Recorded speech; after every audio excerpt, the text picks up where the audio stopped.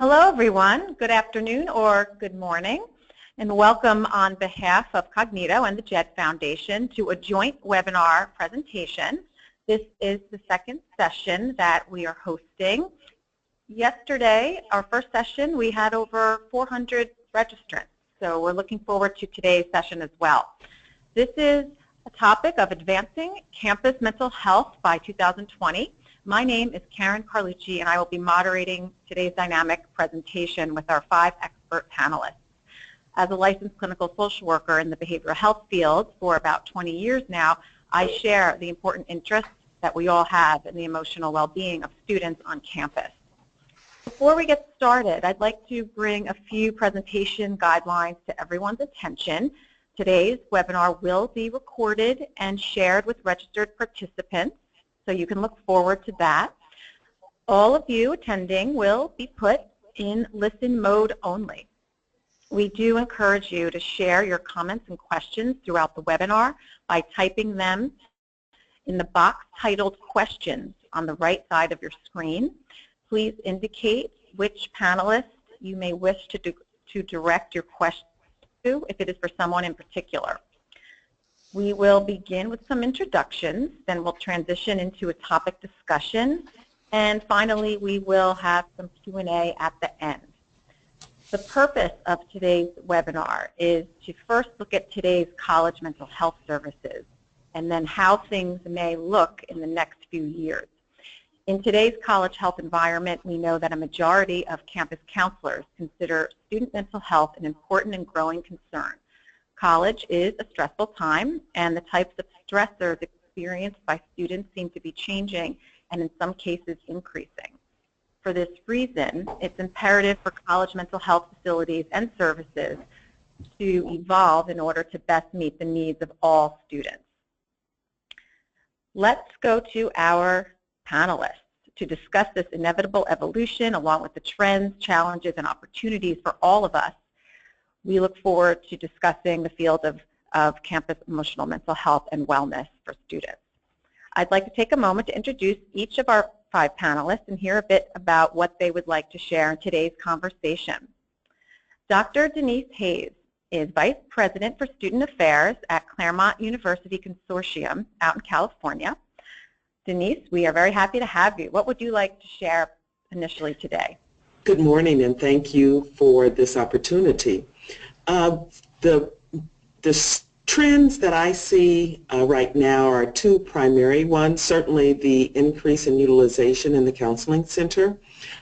This fall we had a 20 to 25% increase in utilization in early October, which is much ahead of the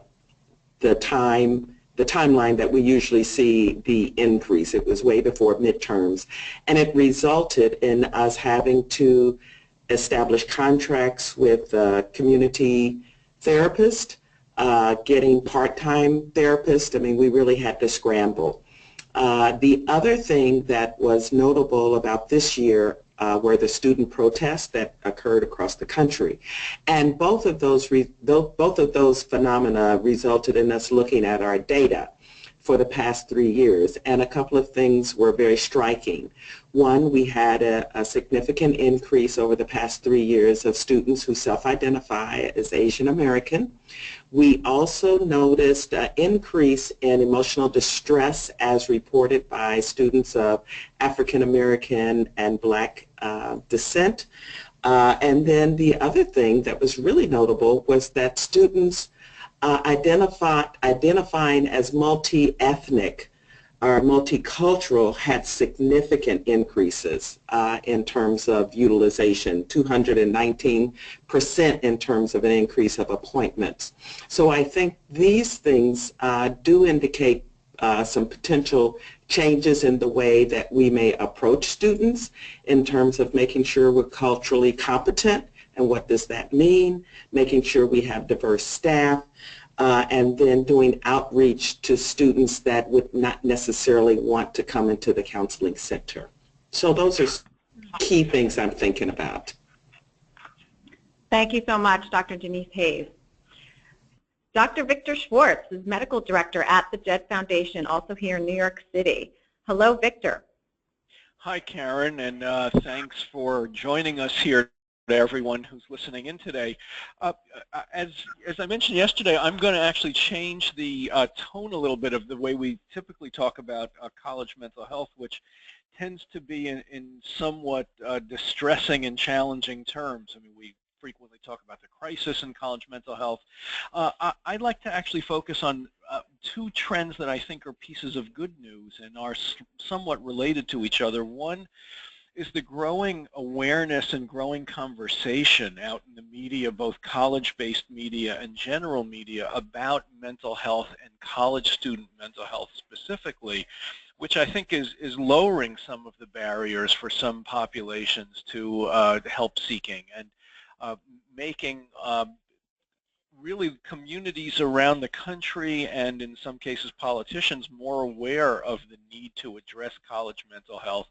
The other trend is, I think, the growing awareness that we really need a public health model in order to adequately address needs on campus, that the kind of old private practice, one clinician, one patient or client at a time model simply doesn't address the needs that many of our students have and that our campuses have. And I think in some ways colleges are at the forefront of this approach to kind of integrated and collaborative care, which is becoming, really the way our health system in general is beginning to think about both medical and mental health care. So we're doing some great stuff, and I think looking forward that's going to continue to increase. And I think much of what we're going to be talking about today really touches on these ideas and, from different directions. Yes, thank you so much, Dr. Victor Schwartz of the Jed Foundation. Now I'd like to introduce Dr. Mickey Sharma, Director of the Office of Student Life Counseling and Consultation Service at The Ohio State University. Hello, Mickey. Hi, thank you, Karen, and good afternoon and good morning to everybody out there who's joining us today. A few points I want to make to get us started. Denise had mentioned on her campus the increase in utilization. That's a trend that we're seeing at universities across the country, and we are finding through the annual survey we do with the Association for University and College Counseling Center Directors that the top difficulties that students are reporting are anxieties 1, depressions 2, and then usually relationship difficulties are number 3. And that trend switched a few years ago where depression had always been one and anxiety has overtaken that, and the divide grows every year. We've got more students on campus today who've had prior use of mental health services before getting to college, so it's important for us to be prepared for these students, not just today but as we look forward. Counseling centers are managing this increase by offering a multitude of services. It's not everyone needing individual one-to-one counseling, but you're going to see more group counseling offered. You're seeing a lot more outreach programs, psychoeducational workshops offered across campus, not just to students, but also to faculty and staff. And so what centers are doing is to help create a mental health friendly community all across campus, is also making sure our faculty and staff are aware of what the resources are on campus, as well as how to talk with students who are in distress. Just because a student is really upset does not mean he or she may need individual counseling. But when we have a mental health friendly campus, then everybody on campus can sit with someone who is in distress and knows what the signs and symptoms are when you do want to get that person connected to the counseling center. So I look forward to chatting with everyone more as we move forward through the webinar today. Excellent. Thank you so much, Dr. Mickey Sharma. Dr. Paul Barrera is currently Director of Health Services at Harvard University. Hi, Paul. Welcome. Thank you, Karen, and thank you to everyone who's listening. I'm just going to expand on a few points that we've already heard from Denise and Mickey and Victor. With respect to diversity on campus, I think that it's going to be a challenge to the counseling centers to be able to hire enough counselors of color to meet the demand that will be coming for students. And so I think we have to look beyond just the counselors we have in the counseling center to figure out how to respond to this growing request. One possibility that we've looked at is using student peer counseling groups, and we've developed a new one that's just for what we call students who are marginalized either by virtue of color or socioeconomic status or religion. And this provides students a safe place to go and have conversations about things that are bothering them. Some of those conversations are sufficient and the student doesn't end up coming to the counseling center. And we've seen increased use of the peer counseling program over the last 3 years. Related to that, as we all know, the volume increases during the course of the semester and it gets harder and harder to meet student demands. So we've started to hire per diem counselors midway to 3/4 of the way through this semester, and they work for us just during that time of increased volume, and then they're allowed to take the students with them if that's necessary. It also allows us to hire a diverse staff on a per diem basis and cover that high time period. And the third response is one that Mickey's alluding to, which is the need to talk to the adults in the community, particularly faculty and other administrators and Res Life staff, about feeling comfortable talking to students who are experiencing distress and not feeling that they initially or all have to go to a counseling center. So the effort to improve our community's ability to carry on these conversations is critical, as well as knowing the resources. And so I think these are just some small examples of where we might be going in the future. Yes, very good examples. Thank you, Dr. Paul Barrera. And finally, Ron Goldman, co-founder and CEO of Kognito, also here in New York City. Hi, Ron. Hello everyone. From our perspective, as a company, we've really been involved for what's now almost a decade in working with higher ed institutions and looking at how technology can really enable them to provide services to the students or increase, as was just mentioned by Paul, the engagement of everyone on campus in supporting emotional wellness of the students. And as we get later on in the presentation, I'll bring some of those up. That involves everything from the use of social media, which we see expanding very quickly, to the use of remote therapy with real people, with the use of virtual humans to help people engage in and know how to engage in conversations to support students. Really a lot of exciting stuff, but still all of them looking at building scale and reducing cost, but not necessarily replacing some of the existing services, because at the end a lot of this needs to be done face-to-face, and technology cannot really replace that, but it can definitely help augment as we look more into the future of what it can do for all of us. Yes, thank you so much, Ron Goldman. Today's topics we have outlined for you. We will touch on each of the bulleted topics here, which will naturally overlap. We'll hear from each panelist and see where the conversation flows. Please remember to share your questions indicating which panelist you may wish to address. We will then again reserve some time for more Q&A at the end. Our first topic of discussion today, to get this conversation started, is around the collaboration and integration of counseling and college health services. What do we mean by collaboration and integration in this context, and where are things headed? Denise, would you like to get us started? Certainly. First, I want to clarify collaboration as compared to integration of counseling and college health services. Collaboration means that there is a good flow of communication. Perhaps there are shared releases of information, that there's an understanding of what each does, what is the mission, and that they're able to communicate effectively about providing services for students. They can be in the same building or not, but that they have a good working relationship. Integration typically means that there is some administrative oversight that in some way combines the services, and I think there are many models for that. I would say that the ideal model is one where they have collaboration. It's not just a forced marriage, so to speak, and that there is collaboration, perhaps that there's also joint programming. In some cases, I think they share electronic medical records. They may share the same space. But ultimately, the most important part, regardless of whether it's officially a collaboration or officially an integration, is the fact that both of the units are focused on providing services for the students from a holistic perspective. And out of that can come innovative programming, and the students then have two points of contact to get help.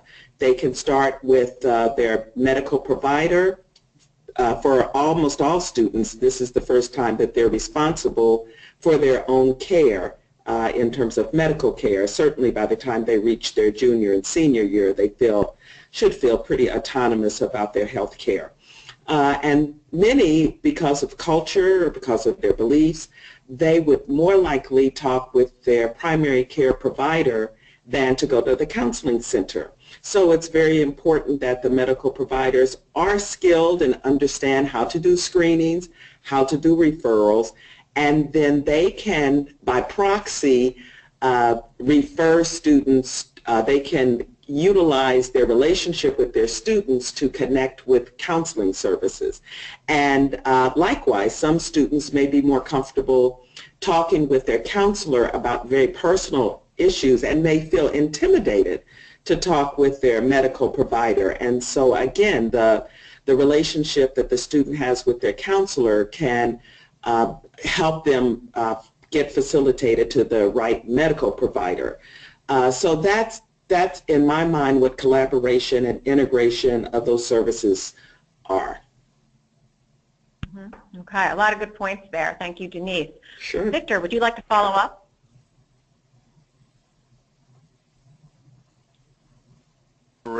Side, and I think this is something that we're seeing more and more happening, and this also follows some of the comments about more difficult to reach populations, that there are some groups of students who are reticent to come into the counseling service and are more likely to present to the health service when they're having difficulties.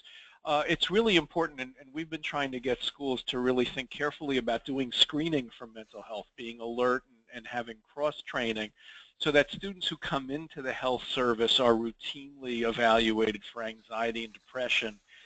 And when there's any concern, that the health service staff really have good training in how to facilitate a referral, even in some cases how to manage some basic mental health concerns, doing some basic supportive therapy when that's indicated and when that's within their comfort zone, is another way both to help many students who are either reticent to come into counseling or certainly won't present initially into the counseling system. So that's an important point in collaboration, I think.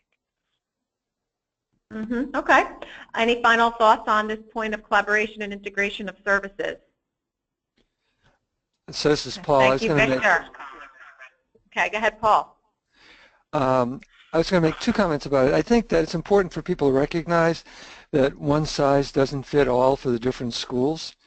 And so each has to kind of make an assessment of their own school, their own environment, and see which works effectively. But I agree with Denise's point and others that collaboration or a collegial relationship makes a difference. One of the other advantages to having a close collaboration that we find is that with respect to students who want or need medication, if they're on medication and they're doing well, we can often transfer that writing of the script to the primary care doctor, which then allows greater capacity for the psychiatrists and the counseling and mental health services to see other students. And because they work closely together, if there's some problem, they can always call on the prescriber for help. But it's another way to include more of the community in the holistic overall care of the student. Mm-hmm. Thank you, Paul. Ron? Yeah, I just want to make a quick comment. That's something to keep in mind when it comes to the integration of behavioral health and kind of primary care or in the health center, is that there's a lot of interesting studies that show that these physicians and sometimes the nurses actually also have stigma around mental health, and that needs to be addressed.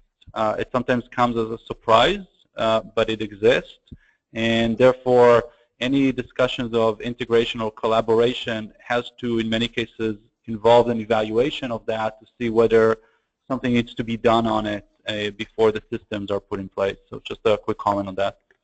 Thank you, Ron. Thank you.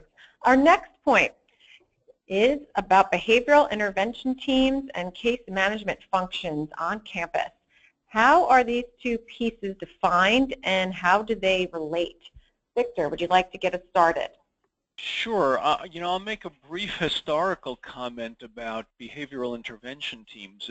Most of you who are listening probably are aware that, BIT teams really grew out of the Virginia Tech and Northern Illinois tragedies, and initially had a focus primarily on risk assessment and threat assessment and keeping the campus safe. But, fortunately, these kinds of incidents are actually quite rare.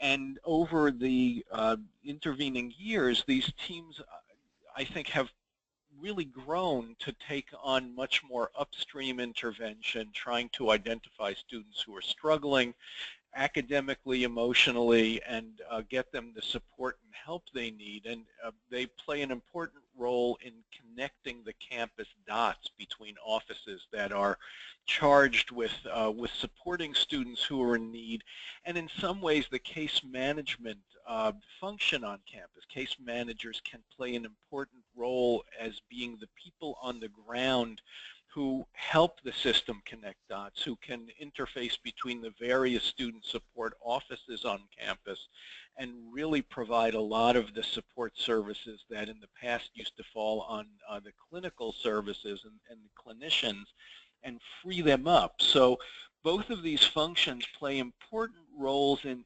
coordinating and integrating the support services on campuses and are real ways to add efficiency into the system.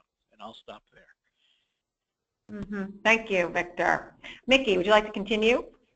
Yeah, so let me pick up with the case management piece that Victor started talking about. So case managers on college campuses is a position that we've seen a lot of growth in the last few years.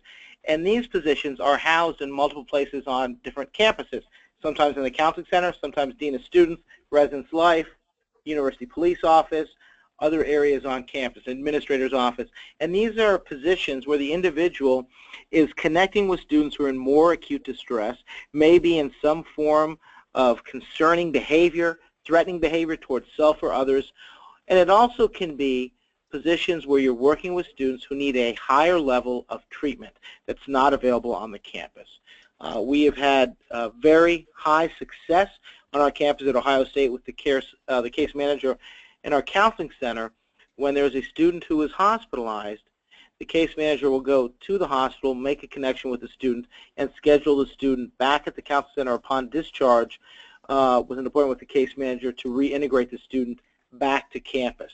That function versus just having the hospital schedule a discharge appointment more than doubled the show rate, because the student is getting that connection with someone at the counseling center and then following through. And those things help students in terms of academic success and retention. So this is another way, when we look forward, when we have a higher level of acuity and mental health need on campus, it's another way where universities have started to shift and create a new type of position to match the need that students are presenting on campus. Yes, thank you, Mickey. Paul, did you have a thought? So I had a question for my fellow panelists. It's somewhat related to this item than the one before, and it has to do with whether we're seeing more skill-based training in our group work and individual work. And the reason I bring it up is that I think that if there's a collaborative integrated program with medicine, a lot of stress management can be done in that venue as well as in the counseling center. And certainly with the increased rate of students experiencing anxiety, a lot of that is just not learning how to effectively manage stress. So I'm just wondering of my colleagues, how many of you are seeing more skill-based groups and work going on with students?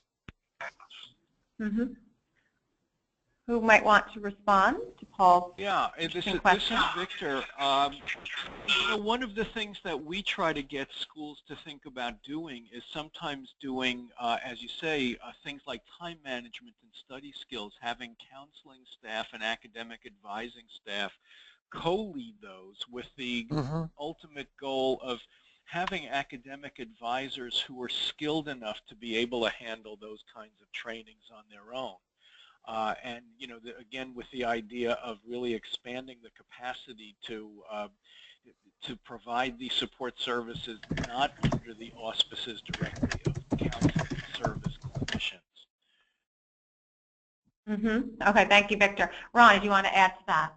Yeah, I mean, it's really interesting, and it relates to what Mickey brought up as well in terms of the connection between behavioral health and academic success and retention, and which I think is really important trend, where I think counseling centers are starting to look at themselves as not as an expense line, but really as a bit of a revenue source, or securing revenue, so that students get treated and therefore they don't drop out and the school loses tuition. But the other side of it is really, I think, again, looking at what Victor is bringing up, which is helping students. And this is really interesting, especially when you look at particular populations like students of color. You look at international students. I was an international student. It's a very different experience. That there are certain skills, sometimes called as resiliency skills or coping skills, which are really important. And I think it also speaks to a larger trend, which, I think Virginia Tech had clearly something to do with that, in that sense, which a lot of the efforts used to be around suicide prevention. And I think a lot of the studies and the research really show the need to address depression, address anxiety, and those doesn't have to start with treatment at the counseling center. They can start with from freshman year in helping these students build coping skills and resiliency skills, and making sure that they can kind of self-manage some of it, but then still go to the counseling center where they want. So we from our perspective, see tremendous amount of recognition, I think, in all levels of the college and the university about the value of the counseling center, and the look at the kind of upstream approach in that sense about the resiliency and the coping skills, which is, I think, is really interesting. Yeah, thank you, Ron. Denise, did you have a thought to this question as well? Okay. I just wanted to comment that we have had a very successful outreach program at our counseling center for the past 2 years, and it's been called Life Hacks, and it's just a range of topics, and it's really hard sometimes to get students to come to a group format. But this was successful. It has been successful for the last 2 years. We didn't have it in the counseling center. It was in a seminar room, and the topics ranged from how do you start a relationship, how do you know if a relationship is being successful, managing stress, self-awareness, just a range of topics. So I think the skill-based for some students is very effective. And if I can just move us to the next topic, is that okay? Absolutely, yes. The implications of state and federal legislation and funding. Mm-hmm. Yeah, so California had what they call a millionaire tax, and the money from that, I believe anyone that made over $1 million had to pay 1% into this fund. And it was specifically for preventative care. And one aspect of it covered preventative mental health care from kindergarten through college.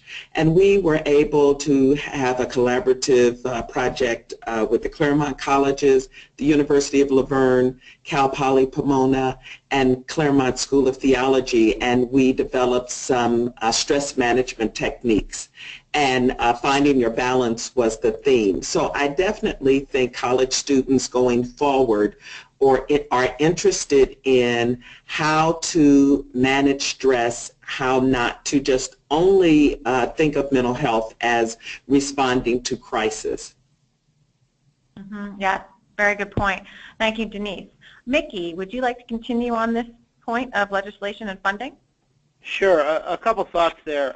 With legislation, going back to the previous point on behavioral intervention teams, we now have 3 states that require universities in higher education to have some form of behavioral intervention team or threat assessment team. So this is becoming more and more the norm, if not required, for different institutions of higher education.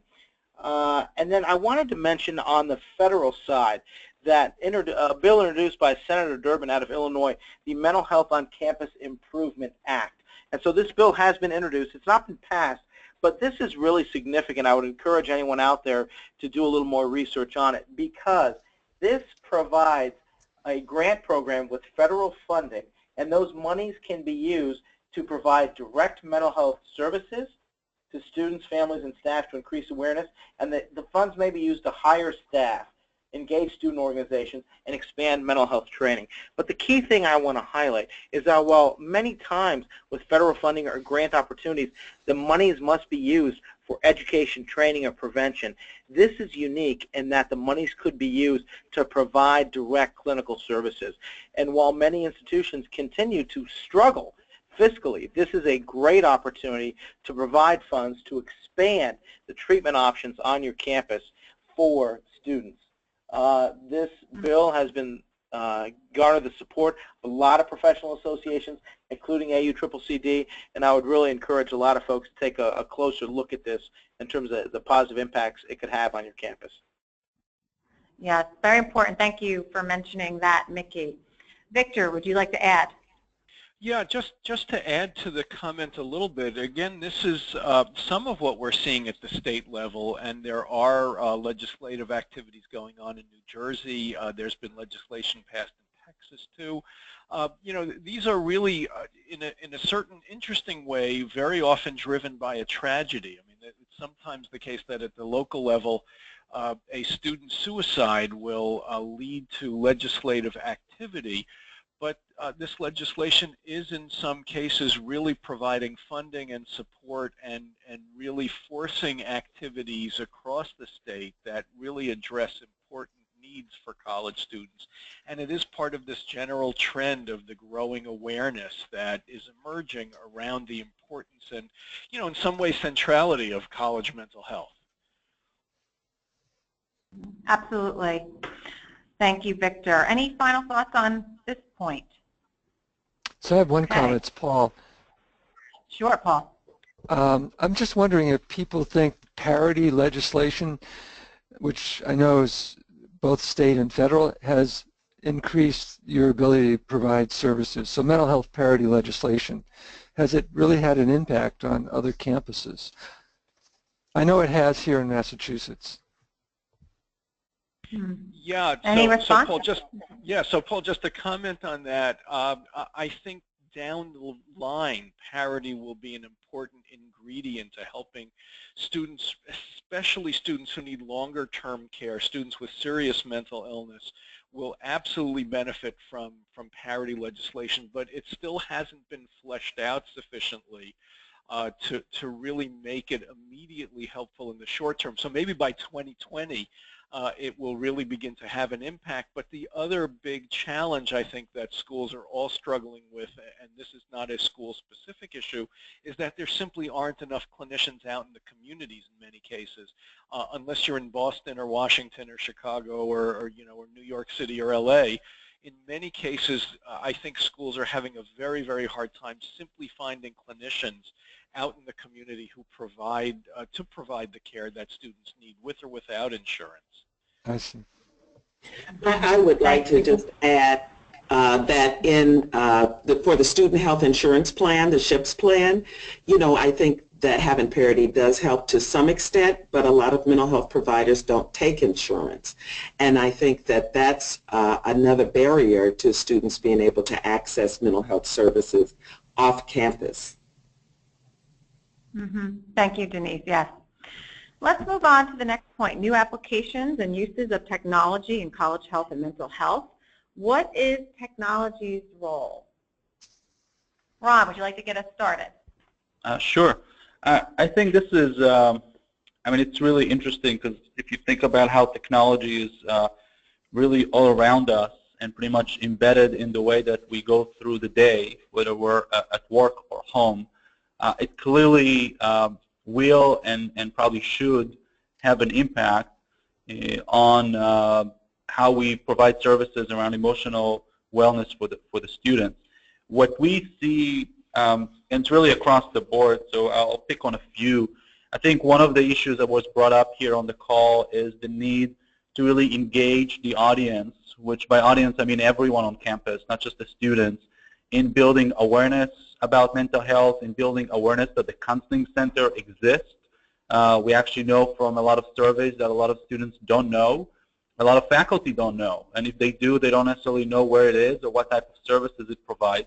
And that's clearly important, and I think that while traditional methods of flyers and posters and talking at different student orientation events have merit, a lot of schools are starting to use the web, but mostly social media, to really make sure that they have an ongoing conversation with their community about this in terms of a topic, in terms of building awareness, in terms of building knowledge about the services that are available. So we really don't think that a counseling center will need to become an expert in social media, but I think that having a website with information is clearly not enough right now to engage your audience. Of prevention, there was some discussion about that. For example, when it comes to screening tools at the, let's say, the health center, we see a lot of movement towards using technology to do the screening, whether as the students arrive or as part of their kind of orientation as a student or beginning of the year activity, where emails with screening tools that can be an online form or can take the role of a virtual nurse or a doctor conducting a brief interview with you to help individuals self-screen and get help as early as possible is really gaining a lot of traction. The other thing that was mentioned here is also the fact that sometimes you just don't have enough staff to provide, especially during certain kind of peak time, services to the students. And while traditionally what you will do is hire some additional individuals to be at the school, we see a lot of increasing acceptability to using remote support, not just as a crisis or a non-crisis hotline, but actually in doing remote video-based therapy and initial support to the student, and really be allowing the school to scale up or down the capacity that they have very quickly and very efficiently from a cost perspective. So I think we're really going to see a lot of that.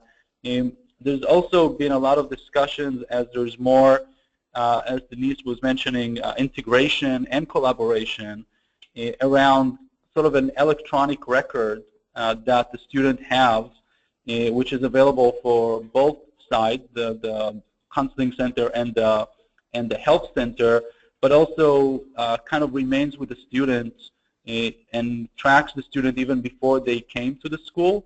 And I think over time, if you want to talk about 5-10 years from today, we're likely all going to have our own e-health record that we'll just carry with us wherever we go as a student, as a parent, as a patient. It will be with us so that we can get the care that we really need. So I think it's very exciting as we look at how technology can do it. I think at the same time, we all have to be cautious of the limitations of technology and sometimes kind of temptation to let it just replace the human touch and the interaction, which cannot be replaced. I mean, health is a very personal thing, and technology can help enable it and support it and help build skills and proficiency and connection. But that's how it needs to be looked, and its limitation needs to be recognized as well. Great. Thank you, Ron. Other thoughts on the role of technology? Nikki? So I would just want to add very briefly that while I think oftentimes we spend times expressing frustrations about the use of technology or social media in students' lives, I think it's helpful when we look at ways in which we can use technology to speak their language and use it to enhance services. So some of the things, again, in terms of what Ron has mentioned, we have developed an app for our counseling center that students can download at no cost that connects to the center's website, has some different breathing and other muscle relaxation techniques on it. Our website is very interactive. There are videos. I think we have 35 different videos that staff have made. There's bios and photos of all of our clinicians. There are 5 different welcome videos in 5 different languages. So for students who are hesitant to come and to see that we have a therapist speaking Hindi or Korean or Cantonese, that can help reach the student and get them, use technology to get them to come into the center. Thank you so much. Thank you so much, Mickey. Victor, final thoughts on this point? Well, one really important application that we've noticed is beginning to proliferate as both providers are starting to think about this and schools that are under-resourced are, is that some really rural campuses, in many cases, who have no access either to mental health clinicians and especially to prescribers, to psychiatrists who can provide management, are beginning to look into using online support, web-based or Skype-based treatment in order to enhance their range of services. And there are obviously legal considerations around licensure and what happens when you're crossing state lines. But I think that this is a trend that we're going to see continuing to proliferate as how to provide services like this online really get worked out and really help to meet the needs of schools that simply don't have the clinician resources available nearby. Thank you so much, Victor. Let's now look at some of our questions. And to get us started, I thought it might be worth considering a few questions from yesterday's panel discussion as well that we didn't get to. One area that we know is quite important right now is the idea of peer involvement, peer support, peer programming. There was a question from a student yesterday, so I think that perspective is also important. So for some of you, where do you see students themselves as peer educators or members of organizations, outreach groups, as having the most potential or impact in the college mental health area? I'll start. This is Denise. We have some very successful peer education or peer mentor groups. One specifically on the campus, it's not out of the counseling center, is related to sexual assault survivors. And students highly utilize that resource. And we now have a sexual assault survivors center. It's called Empower Center. And the peer survivor mentors are getting trained. And so I think that's a very valuable resource. We also have a health promotions department called Health Education Outreach, and our peer health educators are trained to do presentations on a wide range of topics, including managing stress, managing relationships, you name it. I mean, the topics go on and on. But I certainly think we would all agree that students are more likely to listen to their peers. And so if we're able to utilize those resources with students that are trained in not only how to give presentations or how to make referrals, then I think we are expanding our resources, we're empowering our students, and we're acknowledging where they are developmentally, and that's a good place to utilize their knowledge and their self-efficacy. Yes, very well put. Thank you, Denise. Other thoughts on this peer concept? So this is Paul. We have both peer counseling and peer education groups, and we make a distinction between the two. And each of them demand a lot of resources, particularly the peer counseling in terms of supervision. But they're highly utilized. And what we're seeing is peer counseling groups whether they're peer counseling for just general mental health problems or for eating disorder problems or for issues related to LGBTQ issues, their use is increasing over the last few years. And students clearly value being able to see other students in a private, confidential way. And it allows us not only to do supervision, but to do some screening. And those students who really need to come in will more likely take that referral if a peer counselor suggests that. On the peer education side, there's some activities that I think have an intersection between all these discussions about prevention and reaching the broader community. So we have the Student Mental Health Liaison Group. It's like Active Minds. They go over three common scenarios with incoming freshmen. It's required by the freshman dean's office that the students participate.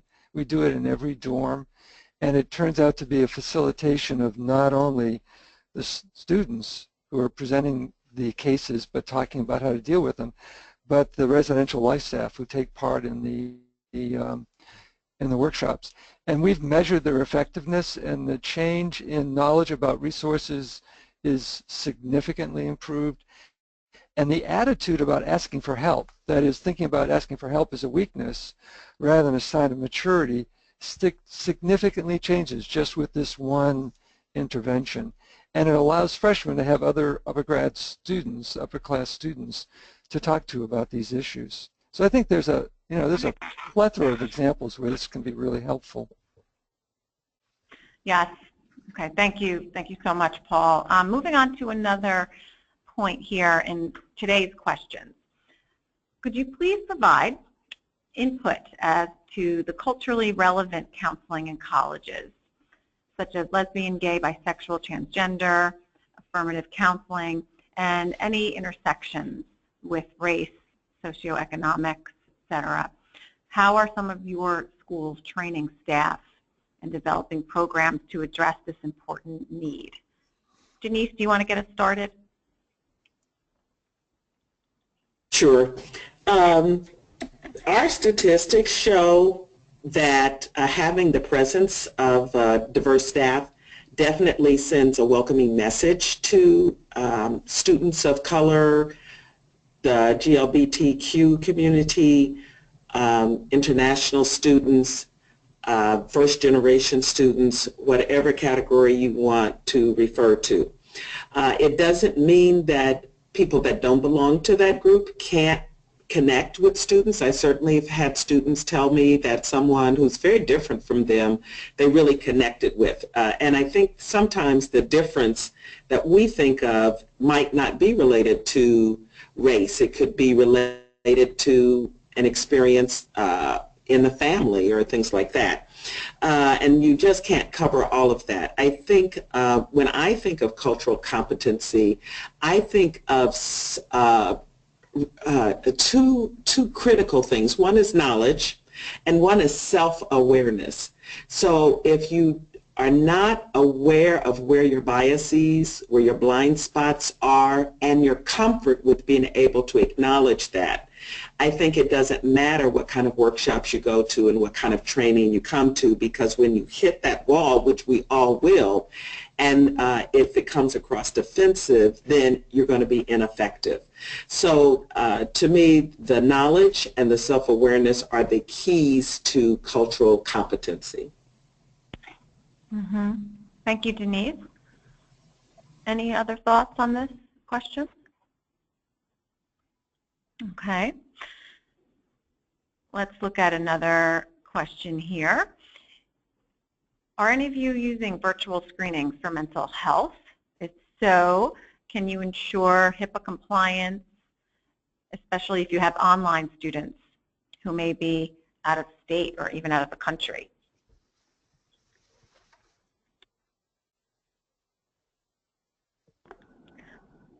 Okay, let's look at another question if we don't have thoughts about that. I'll make a quick comment about that. I'm not sure what the HIPAA problem would be, as long as your online setup is secure enough, or if it's anonymous, which several of the programs like screener on You Lifeline is anonymous. It does not ask the student for any identifying information. So, you know, the ability to do online screening, depending on how it's structured, really doesn't necessarily raise any problems. It just needs to be thought through carefully. Thank you, Victor. All right, another question here. What are the guidelines for doing online or phone sessions with students who are in a different state? Or can This thoughts about that? Yeah, so I would say that there are going to be it's going to be important for the individual providing that to check and make sure they are aware of any state law and regulations, which will vary state to state. And what is this going to mean in terms of, so I'm in Ohio and I'm licensed in Ohio, but if the individual happens to be in Arkansas, I'm not licensed in Arkansas, is that going to be a problem? Figuring out what that is. It also relates to, are we talking about ongoing treatment versus a student that you're treating who happens to be traveling for some reason and you're connecting with him or her during a crisis. I think as more universities do more online education, this is going to continue to become something that we'll need to look at more and more to make sure that we're doing it both ethically and legally and in ways that best meet students' needs. Very good, thank you. Great, Mickey. So let's look at a broader question, looking into the future a bit. What are some of your thoughts about the idea, going back to integration of services between the general health center with mental health and counseling center? What is the vision of where that might go in bridging that gap and bringing it closer together? I will make a comment. I think it's always fun to think about the future because we don't really have any accountability to it at this point. But I think the opportunity to collaborate between the medical and the mental health really provides a perfect integration for bio feedback and using technology. And I think because our students are going to be more and more familiar and comfortable with technology, that's a very easy place for us to put that.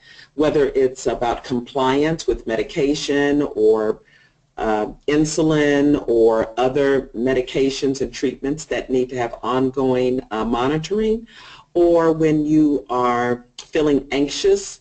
And I think these programs will have to be developed with input from both the mental health, the psychological, and the medical perspective. So that's just some of my initial thoughts on that. Thank you, Denise. Ron, would you like to add? Yeah, just one quick comment. The proliferation of electronic health records is going to make it very much easier for coordination and communication between the health and the counseling services. It'll allow for screening at the health service for mental health problems. It will also make it easier, I think Paul mentioned before, for clinicians at the health service to manage medication for students who need psychiatric medications. The information will be much easier to have a good flow back and forth. Okay. Thank you, Victor. Ron, would you like to add? Yeah, I mean, I think, again, we'll talk about the future, so we can make some guesses, but I think the historical separation between behavioral health and physical health is kind of going away. And I think that the Healthcare Act have really pushed that with the look at value of the patient and the care. And I think that's like the two sides of the house are really going to end up coming together as both gain more and more appreciation to the fact that you cannot really take care of the entire individual without accounting to both the emotional, social, as well as the physical side. So if I had to make a guess, I would say that it's not going to happen tomorrow, but over time, There are already schools like NYU that has that, where both centers are really under one roof and highly coordinated and integrated, and students come to that as they come to the health center, which also takes care of some of the stigma around going to look for mental health because they're going to take care of themselves. So I think over time it will become one, and it will be interesting to see how that happens in the higher ed. Thank you, Ron. Paul, did you have a comment on this point? Yeah, I have two examples which I think are illustrative. One is the whole group of students with eating disorders and the ability to put together a multidisciplinary team that really works well together in treating the student holistically. I think that when people feel like they're on a common team and they can share a common medical record and they have the time to work together with each other as a team, it hugely benefits the student. The other example is a survey that we've done here for many years looking at physical activity. And there's a dose-response curve between physical activity and students' report not only of wellness, but of anxiety and depression. So people who exercise not at all have the highest rates of self-reports of anxiety and depression. And as you exercise more, it reduces. It lowest is with most exercise. And we controlled for medications and diagnosis. So it wasn't simply that somebody was depressed and they couldn't physically exercise, because that's certainly true. But it was more the case that those who did engage in physical activity had many more metrics for feeling well. And the data is so persuasive that the entire college is trying to engage in innovative programs to figure out how we can encourage our students to be more physically active. Okay, thank you, Paul. And just a follow-up question to that. So looking also, of course, ahead several years from now, not only focusing on the students and how to encourage them to seek the appropriate support as these two areas come together, physical and emotional health, but how does this impact faculty and staff in your view, and what would be needed to really encourage to get their buy-in for these types of ideas?